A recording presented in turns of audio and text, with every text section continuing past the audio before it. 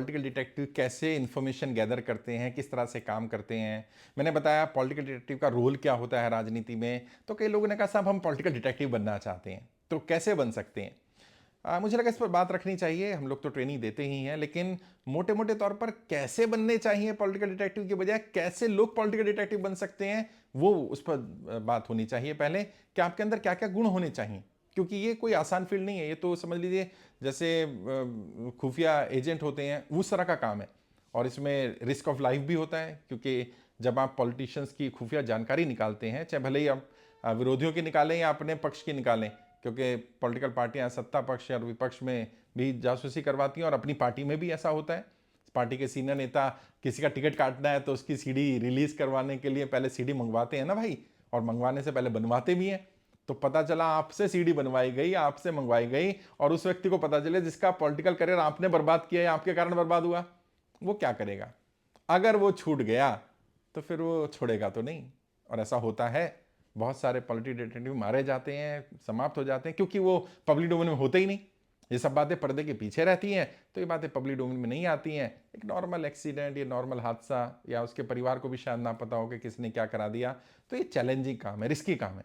तो कौन लोग करें? सबसे पहले तो वो करें जिन्हें एडवेंचरस हो और जिन्हें आदत हो इस सब रिस्क लेने की। और रिस्क ऑफ लाइफ तो नहीं बोलूंगा सीधा सीधा कि हर बार लाइफ का रिस्क नहीं होता, लेकिन रिस्की काम है।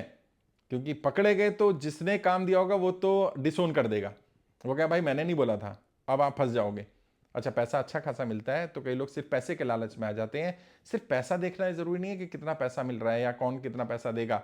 बात यह है कि वो तो इन्फॉर्मेशन पे डिपेंड करेगा, इन्फॉर्मेशन कितनी क्रूशियल है, कितनी इंपॉर्टेंट है, उसका कितना लाभ उठाया जा सकता है। लेकिन फिर भी सिर्फ पैसा ना देखा जाए, चैलेंजेस देखे जाए। परिवार है आपका, फैमिली भी है, तो राजनीति में और भी काम है ना यार। इलेक्शन मैनेजमेंट है, कॉन्स्टिट्यूंसी मैनेजमेंट है, अच्छे पॉलिटिकल ट्रेनर बन सकते हो, पॉलिटिकल एडवाइजर बन सकते हो, आप रणनीतिकार बन सकते हो किसी के लिए, आप चुनाव की रणनीति बना सकते हो, कैंपेन में काम कर सकते हो। पूरी कॉन्स्टिट्यूंसी लेवल, स्टेट लेवल या नेशनल लेवल पर किसी पार्टी के लिए काम कर लो, वहाँ इससे भी ज़्यादा पैसा मिल जाएगा। और खुलकर काम करोगे, मीडिया में भी आ पाओगे। आप पॉलिटिकल डिटेक्टिव तो कभी आपको मीडिया में नजर नहीं आएंगे, क्योंकि जब तक वो छुपे तब तक ही उन्हें काम मिल रहा है। जैसे ही वो एक्सपोज हो गए उनका काम मिलना बंद हो जाएगा।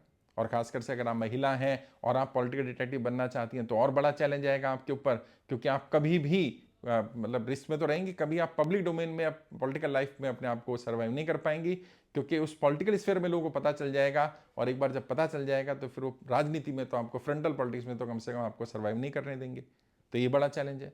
लेकिन बन कोई भी सकता है, मतलब कोई भी व्यक्ति जिसमें पैशन है, जिसमें जील है, जिसमें एंथुसियाज्म है, जो ऐसा रिस्क टेकर है, जो तैयार है इन सब चीज़ों के लिए, तो वो ट्रेनिंग ले सकता है। मैं गाइड कर दूंगा, बता भी दूंगा। और उसको पहले तो राजनीति की बारीकियां पता होनी चाहिए।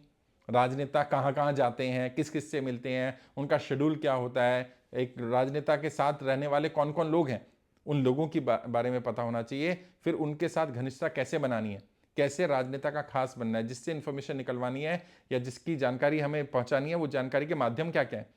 आजकल वैसे तो सब कुछ टेक्नो से भी हो गया है, ऑनलाइन भी है सिस्टम, लेकिन ये काम इतना खुफिया होता है कि आज भी इसमें लेटर, चिट्ठी, पत्र ये सब चलते हैं।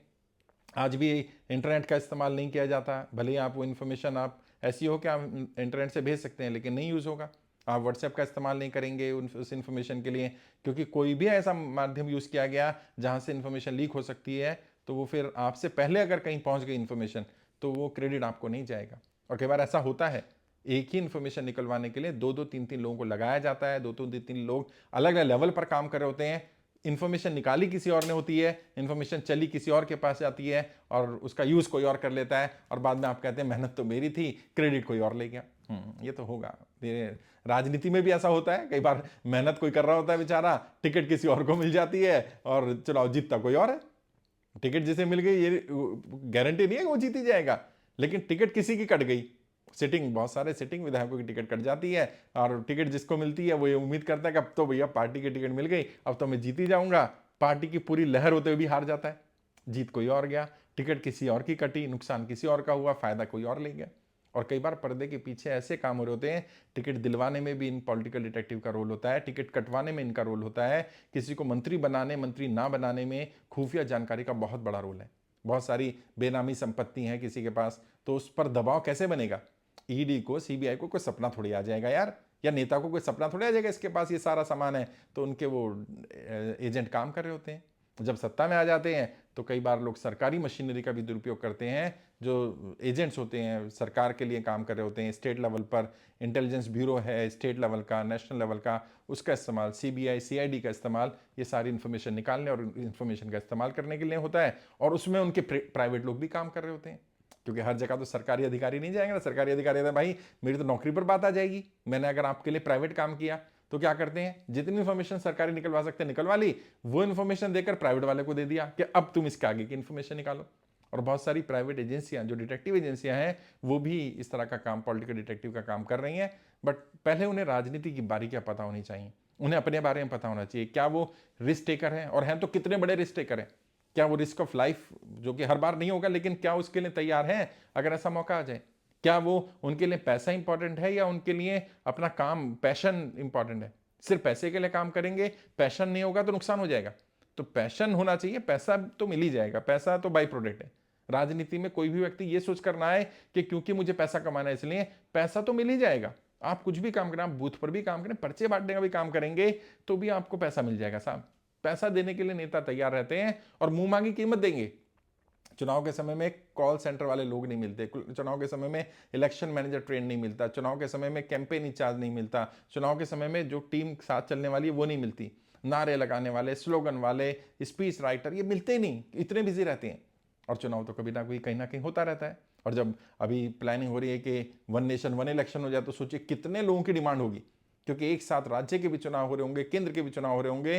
तो जो लोग ऑलरेडी हैं वो तो इतने बिजी हो जाएंगे, उनका टाइम ही नहीं होगा। तो वहाँ ऑप्शन है, यहाँ भी ऑप्शन है। मैंने ये बता दिया कि कैसे बनेंगे, और चैलेंज है जितना मैं बता सकता था, सारी बात तो मैं भी नहीं बता सकता, क्योंकि जब सबसे पहले तो आपका टेस्ट होगा, सबसे पहले आपका पॉलिटिकल एप्टीट्यूड एटीट्यूड टेस्ट होगा, काउंसलिंग होगी, टेस्ट काउंसलिंग इंटरव्यू के बाद ये पता चलेगा कि आप काबिल हैं कि नहीं है, आप कितना रिस्क टेकर हैं। आप बोल रहे हैं अपने मुंह मियाँ बिट्ठू, बहुत सारे लोग होते हैं अपनी तारीफ करते रहना, मैं ये कर दूंगा, मैं वो कर दूंगा, मैं वो कर दूंगा, और जब समय आता है तो कर दूंगा के लिए करने लायक ही नहीं होते वो। तो वो जज होगा, पहले पॉलिटिकल एप्टीट्यूड एटीट्यूड देखा जाएगा, साइकोमेट्रिक टेस्ट होगा, इंटरव्यू होगा, ऑडिशन होगा, उसके बाद आपको ट्रेन किया जाएगा। तो कर सकते हैं, पहले जज कर सकते हैं। अगर आपको लग रहा है कि मैं हूं या नहीं हूं इस काबिल, तो आप टीम से संपर्क करिएगा, वीडियो के डिस्क्रिप्शन में फ़ोन नंबर मिल जाएंगे, नंबर मैं बोल भी देता हूं, उस नंबर पर बात कर लीजिएगा, वो आपको बता देंगे। ऑडिशन का, इंटरव्यू का, टेस्ट का समय दे देंगे, आप आइए, 1-1.5 घंटा 2 घंटा लगेगा आपका, जिसमें जजमेंट होगा अलग अलग लेवल पर। उसके बाद ये डिसाइड होगा कि आपको ट्रेनिंग देनी है नहीं देनी है, या आप कैपेबल हैं कि नहीं है, उसके बाद बात कर सकते हैं। नंबर वीडियो के डिस्क्रिप्शन में मिल जाएगा, मैं नंबर बोल भी देता हूँ, नंबर है 9315239008, 9315239008। इस नंबर पर आप व्हाट्सएप कर सकते हैं, कॉल कर सकते हैं, मुझसे बात कर सकते हैं। किसी और टॉपिक वीडियो चाहिए तो कमेंट बॉक्स में लिखिएगा, मैं उस टॉपिक पर वीडियो बना दूंगा। ट्रेनिंग लेना चाहे तो आप देखिए, सबसे ज्वाइन बटन है, वहाँ क्लिक करेंगे, अलग अलग ऑप्शन आ जाएंगे, जो ट्रेनिंग लेना चाहे ले सकते हैं। अगर चैनल को सपोर्ट करना चाहें, आपको लगता है हम अच्छी वीडियो बनाते हैं और ये चैनल लगातार चलता रहना चाहिए, सपोर्ट करना चाहें, तो वहाँ ज्वाइन के साथ सपोर्ट बटन भी है। जैसे ज्वाइन पे क्लिक करेंगे, पहला ऑप्शन सपोर्ट का है, आप चैनल को सपोर्ट भी कर सकते हैं। ट्रेनिंग लेना चाहें तो ट्रेनिंग भी ले सकते हैं। डिटेल ट्रेनिंग लेना चाहें तो हमारी वेबसाइट है www.iplindia.org, वहाँ जाकर ट्रेनिंग ले सकते हैं। आज के लिए इतना ही। आपके उज्जवल राजनीतिक भविष्य के लिए हार्दिक शुभकामनाएं। जय हिंद, जय भारत।